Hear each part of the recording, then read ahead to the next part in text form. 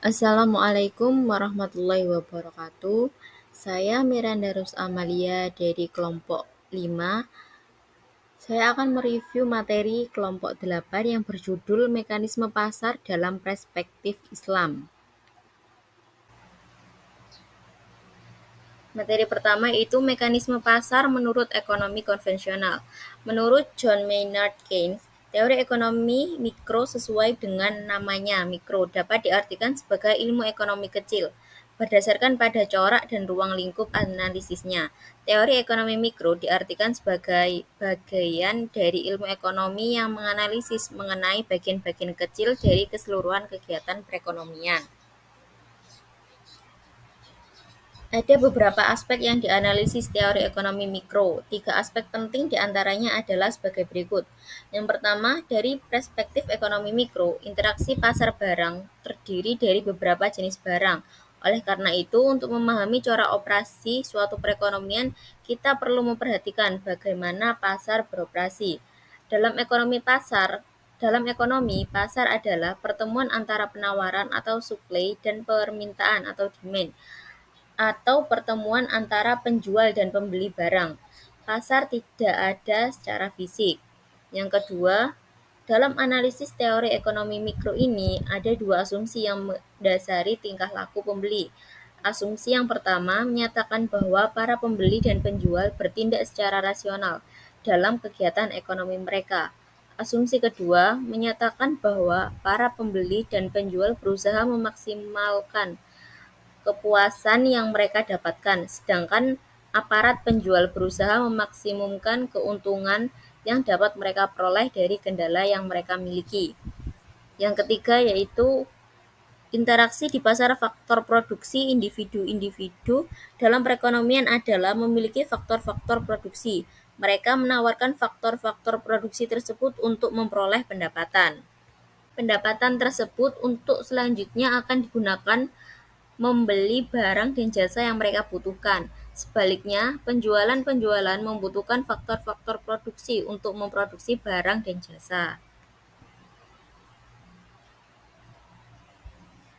Berdasarkan penjelasan di atas bahwa mekanisme pasar adalah tarik-menarik antara permintaan dan penawaran.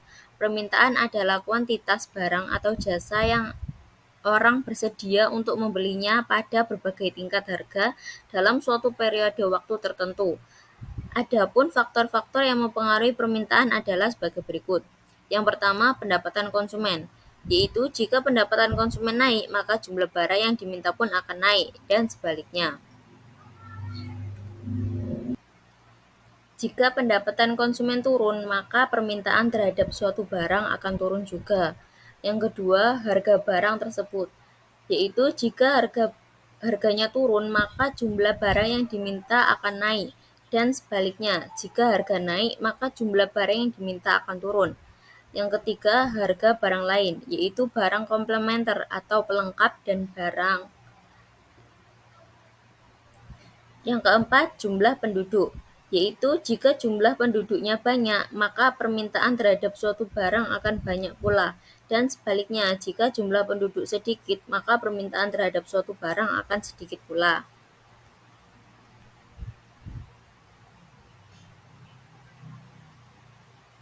Selanjutnya yaitu mekanisme pasar dalam Islam.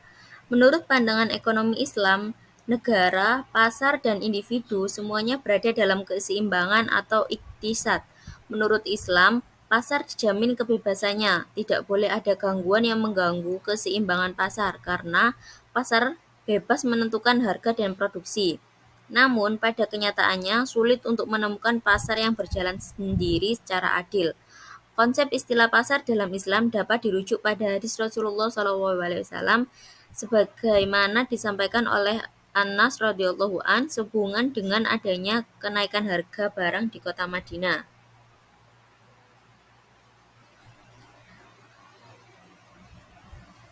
Dari hadis ini terlihat dengan jelas bahwa Islam jauh lebih dulu, lebih 1160 tahun mengajarkan konsep mekanisme pasar daripada Adam Smith. Dalam hadis tersebut dijelaskan sebagai berikut.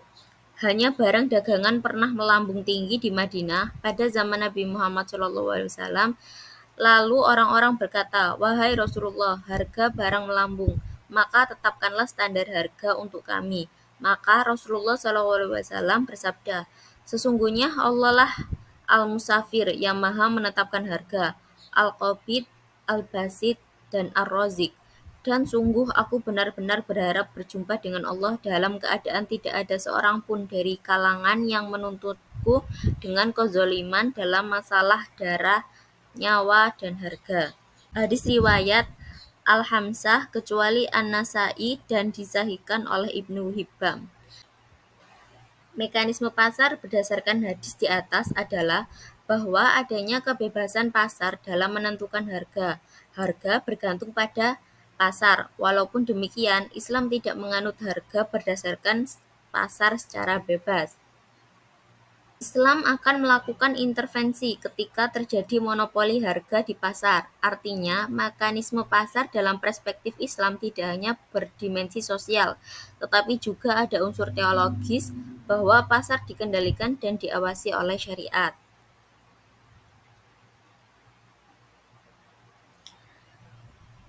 Mekanisme pasar dalam Islam meliputi aspek teologis sampai sosiologis yang terangkum sebagai berikut. Yang pertama, pembentukan harga sangat dipengaruhi oleh penawaran dan permintaan pasar. Yang kedua, transaksi yang terjadi antara pedagang dan pembeli adalah transaksi dilandasi oleh faktor suka sama suka. Yang ketiga, di suatu pasar yang adil tidak boleh ada intervensi pasar dari pihak manapun. Yang keempat, pedagang boleh mengambil keuntungan karena keuntungan itu imbalan atas usaha dan resiko dengan syarat laba tidak berlebihan.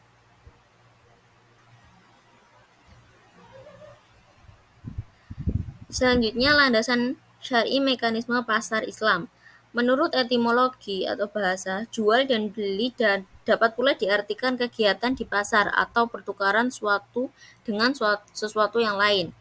Kata lain dari jual beli atau al-bai adalah asyira atau at-tijaro, seperti firman Allah Subhanahu wa taala dalam surat Fatir ayat 29 sebagai berikut. Bismillahirrahmanirrahim. Innalladzina yatluna kitaballah wa aqamus sholata wa anfaqu mimma razaqnahum sirran wa alaniyatan yarjuna tijaratal lan tabur. Yang artinya, sesungguhnya orang-orang yang membaca kitab Allah atau Al-Quran dan melaksanakan sholat dan menginfakkan sebagian rezeki yang kami anugerahkan kepadanya dengan diam-diam dan terang-terangan. Mereka itu mengharapkan perdagangan yang tidak akan rugi. Pasar pada masa Rasulullah. Pasar memegang peranan penting dalam perekonomian masyarakat Muslim pada masa Rasulullah SAW dan Khulafaur Rasyidin. Masalah pengawasan atas harga muncul pada masa Rasulullah SAW sebagaimana yang telah diceritakan dalam hadis bahwa Rasulullah menolak menetapkan harga. Rasulullah SAW bersabda, Allah mengakui adanya kelebihan dan kekurangan. Dialah yang membuat harga berubah dan membuat harga yang sebenarnya. Saya berdoa agar Allah tak membiarkan ketidakadilan menimpa atas seseorang dalam darah atau hak miliknya.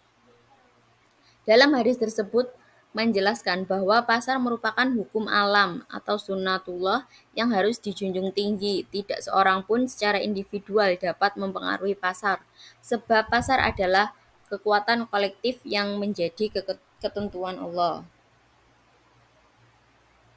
Penentuan harga pada masa pemerintah Nabi Muhammad SAW ditentukan melalui mekanisme pasar. Diriwayatkan dari Anas bahwa Rasulullah mengatakan harga pernah mendadak naik pada masa Rasulullah SAW. Para sahabat mengatakan, "Wahai Rasulullah, tentukanlah harga atau taksir untuk kita." Beliau menjawab, "Allah itu sesungguhnya adalah penentu harga, penahan dan pencurah, serta pemberi rezeki. Aku mengharap dapat menemui Tuhanku. Salah satu di antara kalian tidak menuntutku karena kezaliman dalam hal darah dan harta." Selain melarang intervensi harga, beberapa larangan lain yang diperlukan oleh Rasulullah SAW sebagai berikut. Yang pertama yaitu larangan najasi. Najasi dilarang karena dapat menaikkan harga barang-barang yang dibutuhkan oleh para pembeli. Rasulullah bersabda, "Janganlah kamu sekalian melakukan penawaran terhadap barang tanpa bermaksud untuk membeli." Yang kedua, larangan bai alabat. Rasulullah melarang praktik semacam ini karena hanya akan menimbulkan kenaikan harga yang tidak diinginkan. Yang ketiga, larangan talaki al-rukban.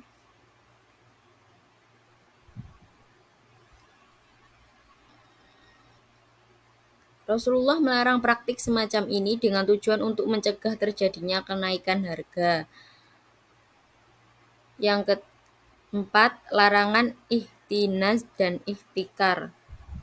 Karena ihtinaz adalah praktik penimbunan harta seperti emas, perak, dan lain sebagainya. Sedangkan ihtikar adalah penimbunan barang-barang seperti makanan dan kebutuhan sehari-hari. Penimbunan barang dan pencegahan peredarannya sangat dilarang dan dicela dalam Islam seperti yang difirmankan Allah Subhanahu wa taala dalam surat At-Taubah ayat 34 sampai 35. Bahaya dari praktik ihtikar dapat menyebabkan kelangkaan barang di pasar sehingga harga barang menjadi naik. Selanjutnya yaitu pasar menurut pandangan sarjana muslim. Yang pertama, Abu Yusuf. Pemikiran Abu Yusuf tentang pasar dapat dijumpai dalam bukunya Al-Haraj. Abu Yusuf mengemukakan bahwa tidak ada batasan tertentu tentang rendah dan mahalnya harga barang. Hal tersebut ada yang mengaturnya. Murah bukan karena melimpahnya makanan, demikian juga mahal bukan disebabkan kelangkaan makanan, karena itu ketentuan Allah. Yang kedua, Al-Ghazali. Al-Ghazali tidak menolak kenyataan bahwa mencari keuntungan merupakan motif utama dalam perdagangan. Bagi Al-Ghazali, keuntungan adalah kompensasi dari kepayahan perjalanan, risiko bisnis, dan ancaman keselamatan diri si pedagang. Walaupun begitu, ia tidak setuju dengan keuntungan yang berlebihan untuk menjadi motivasi pedagang.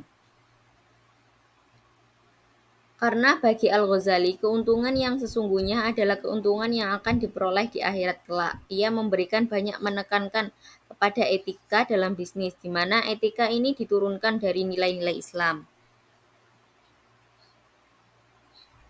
Selanjutnya dari Ibnu Taimiyah.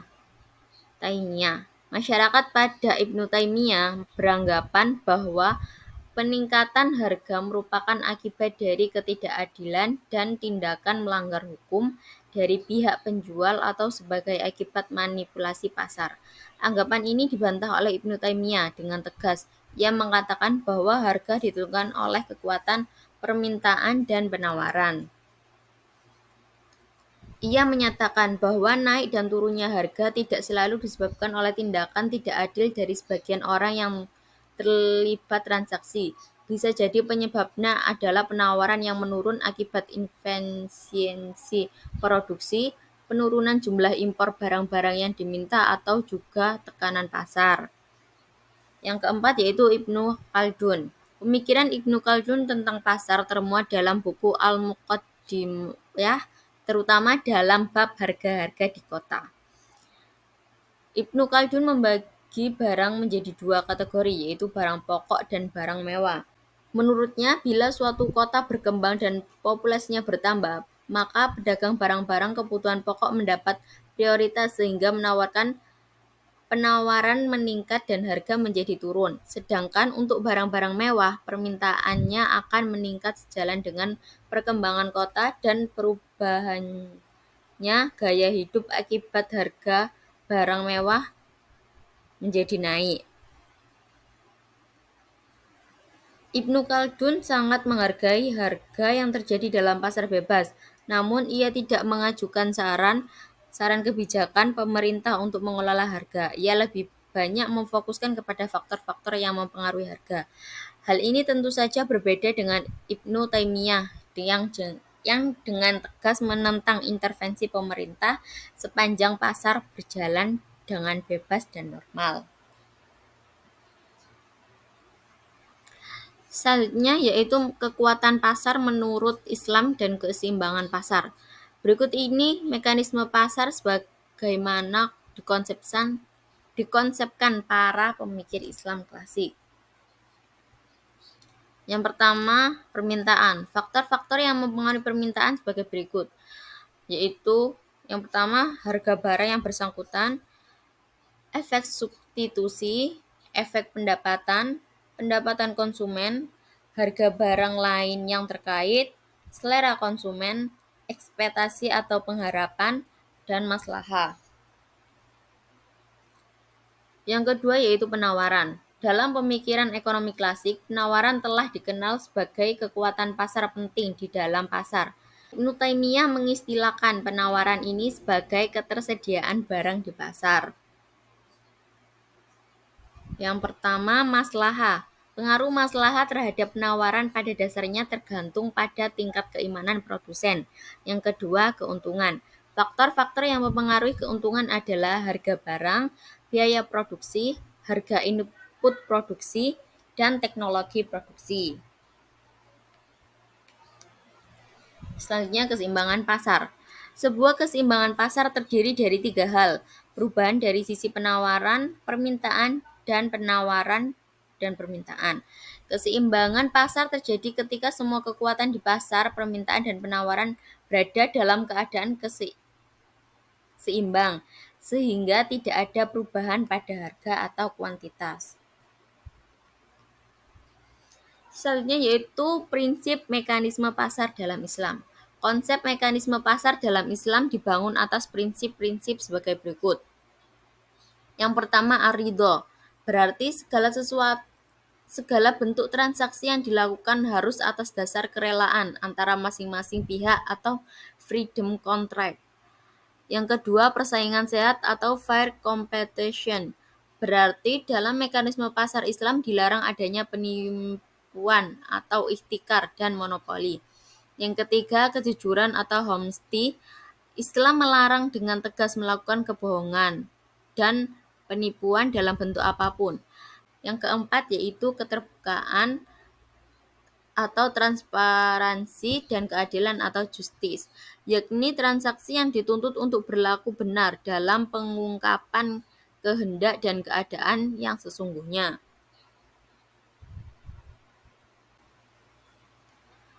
Selanjutnya yaitu peranan pemerintah dalam mengontrol pasar. Dalam bukunya yang berjudul The General Theory of Employment, Interest and Money, John Maynard Keynes mengembangkan gagasan bahwa pemerintah harus melakukan intervensi kebijakan dalam perekonomian. Dengan demikian, menurut pendapat ekonom John Maynard Keynes, intervensi pemerintah dalam perekonomian diperlukan untuk mengurangi kegagalan pasar seperti kekakuan harga monopoli, di mana perusahaan menguasai pasar dan menetapkan harga yang tinggi, sehingga mengurangi kesejahteraan masyarakat, dan dampak negatif dari kegiatan usaha swasta seperti polusi atau kerusakan lingkungan. Peranan pemerintah dalam mengontrol pasar menurut Islam. Menurut Islam, negara memiliki hak untuk ikut campur atau intervensi dalam kegiatan ekonomi individu dengan tujuan mengawasi dan mengatur kegiatan ini yang mungkin tidak dapat dilakukan sepenuhnya oleh individu sendiri.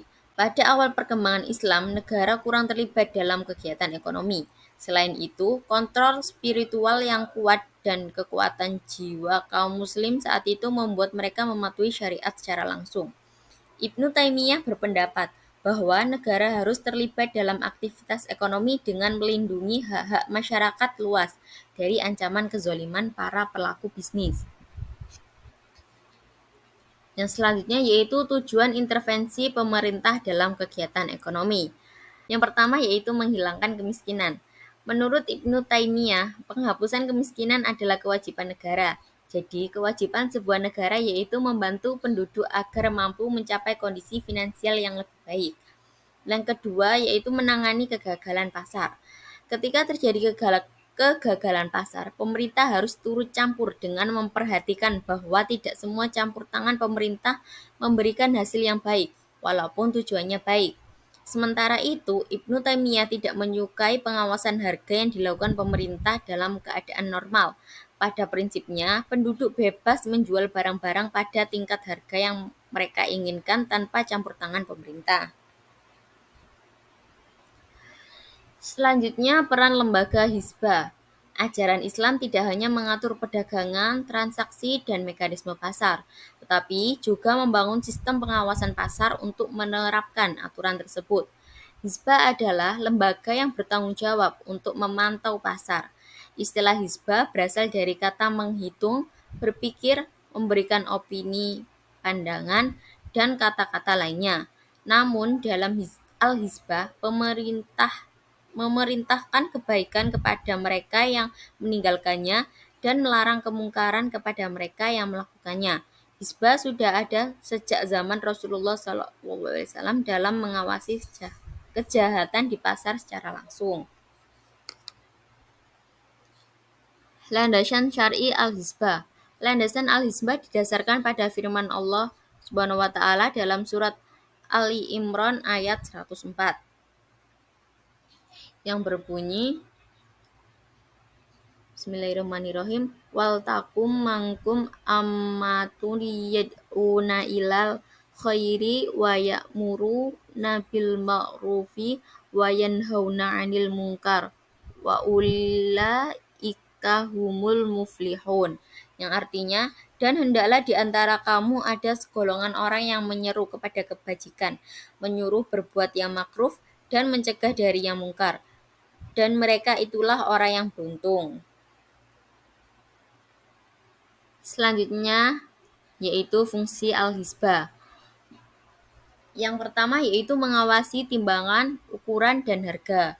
Yang kedua, mengawasi jual beli terlarang, praktik riba, maisir, gharar, dan penipuan. Yang ketiga, mengawasi kehalalan, kesehatan, dan kebersihan suatu komoditas. Yang keempat, pengaturan tata letak pasar.